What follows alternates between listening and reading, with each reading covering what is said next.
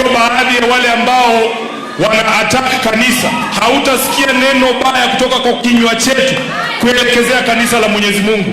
Jambo ambalo linatuvunja moyo zaidi ni kwamba wale ambao walisimama kwa mgongo ya kanisa wakaingia katika uongozi Kenya hii ndio wanaongoza kutupa tear gas ndani ya makanisa, ndio wanaongoza kuharibia kanisa jina.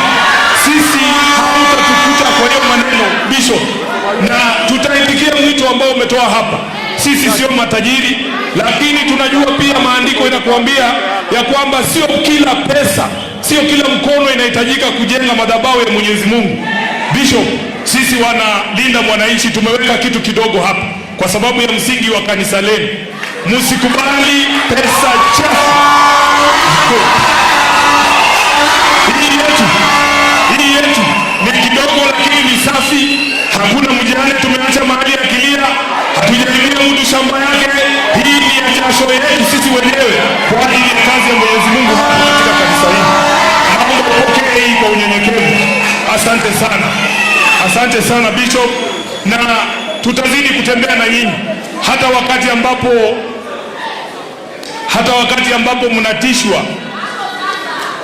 mnatishwa eti msifungue milango ya kanisa kwa ajili ya viongozi wengine.